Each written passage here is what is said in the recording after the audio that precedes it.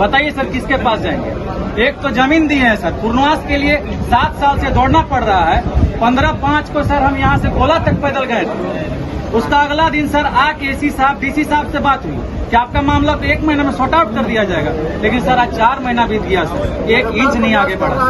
किस पे सर भरोसा करें?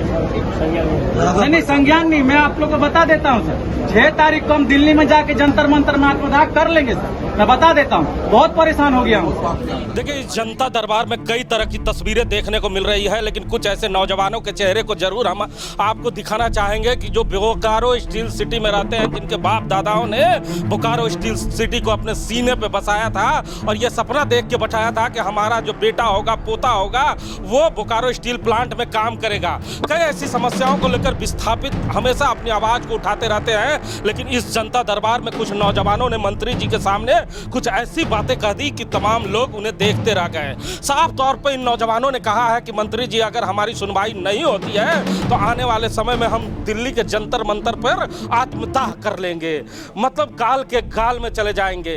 क्यों ऐसा हो गया? विस्थापित के नेता बैठे हुए हैं स्टेज पे और विस्थापित का बेटा नीचे रो रहा है। बड़े आराम से विस्थापित के नेता सुनते रहे।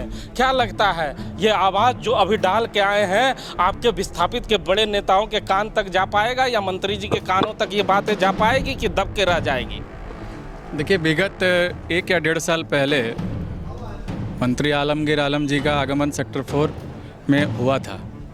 वहाँ भी हम लोग गए थे 19 विस्थापित गांव का मामला को लेकर, लेकिन उस समय से ना आज तक करीबन 1 से 1.5 साल हो गया।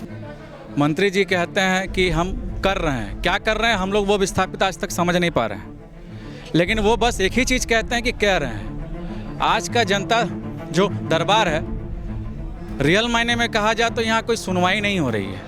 आपका फाइल को ले लिया जा रहा है, उसको बस रख दिया जा रहा है। जिनको सुनवाई करना है वो बाहर बैठे हैं, एसडीओ साहब बाहर बैठे हैं, बीडीओ साहब बाहर बैठे हैं, सीओ साहब बाहर बैठे हुए हैं। अगर पदाधिकारी अगर वहाँ पर रहते हैं तो शायद आम आदमी का काम हो पाता। क्या लगता है आपको दिल्ली जाना ही पड़ेगा? बिल्कुल। 7 साल से मतलब कैसे जाएंगे दिल्ली? ट्रेन से जाएंगे। नहीं, आपने मंत्री जी को कहा कि हम गोला तक पैदल गए थे।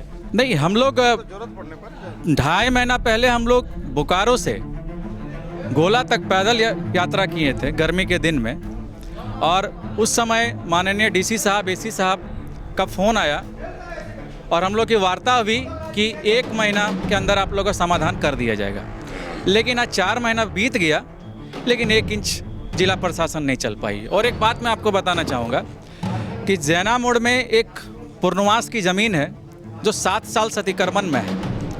वो कोर्ट भी गया, कोर्ट जाने के बाद भी उसका जो मामला को निरस्त कर दिया गया, लेकिन जिला प्रशासन आज 3 से 4 महीना में 5 बार चिट्ठी निकालती है, लेकिन एक गैर विस्थापित को पूरा जिला प्रशासन अतिक्रमण से हटा नहीं सकती है। ये बहुत दुर्भाग्यपूर्ण बात है। तो विस्थापित के नाम लेकर जितने लोग नेतागिरी शुरू किए थे वो तमाम लोग अब तो नेता बन गए, स्टेज पे ऊपर बैठे हैं, फिर भी आपकी समस्या रह गई? जी बिल्कुल, समस्या हम लोग का जैसे का तस है। हम लोग जो है कि हर जगह गुहार लगा चुके हैं। जितने भी वरीय पदाधिकारी थे हमारे बोकारो जिला में, बेरमो के एसडीओ साहब, सब हम लोगों ने देख लिए। हथों प्रदात हो के इसके हम लोग 1.5 महीना पहले नया मोड़ से आपका पद यात्रा निकाले थे, जो गोला में हम लोग को फिर फ़ोन आया, फिर हम लोग आए, फिर बातचीत हुई।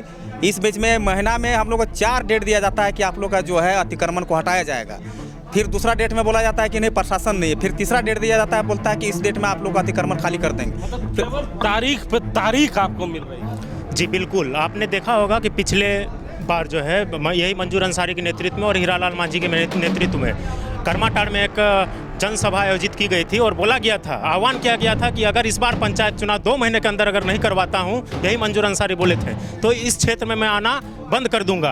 तो अभी मंजूर अंसारी साहब भी वहां बैठे थे। हम लोगों ने पूछने का काम किया कि महोदय 19 विस्थापित गाँवों का जो मामला है वो क्या हुआ है, तो बोल रहे हैं हो जाएगा, हो रहा है। तो हम तारीख पे तारीख। शर्मा जी हमारे साथ हैं, विस्थापित शर्मा जी भी हैं। अब विस्थापितों के 2 पीढ़ी समाप्त हो गई है। आप भी पत्रकार हैं, आपने कई लोगों को कवर किया है। क्या लगता है नौजवान जो आह्वान करके आया है, इनके आह्वान की गूंज विस्थापित नेताओं तक जा पाएगी? विस्थापित नेताओं तक भले ना जाए हिमांशु जी, लेकिन इन्होंने जो मुद्दा रखा है सिर्फ उत्तरी क्षेत्र की बात नहीं है। 64 मौजा 84 गांव का यही हाल है। ये नौजवान जरूर है कि जागरूक है, तो ये समस्या लेकर कार्यालय मंत्री जी के पास जा रहे हैं, लेकिन इन्होंने जो बात कह दी कि मैं आत्मदाह करने की यहाँ पर बात आक्रोशित होकर इन्होंने कहा है, तो अब इससे बड़ा क्या हो सकता है कि एक युवा खुद आता है जिसकी ज़मीन चली गई, इसके पुरखों की ज़मीन चली गई, अब ये सड़क पर है। इसी तरह हजारों परिवार है, तो अब ये आत्मदाह कर रहा है। इससे बड़ा दुर्भाग्य इस राज्य के लिए क्या होगा कि विस्थापित का बेटा जिसके प्लांट पर बड़े बड़े यहाँ पर देखिए मंच सजे हुए हैं और उसी पर बड़े नेता बैठे हुए हैं और ये बेचारा आत्मदाह को मजबूर होने को घोषणा कर रहा है।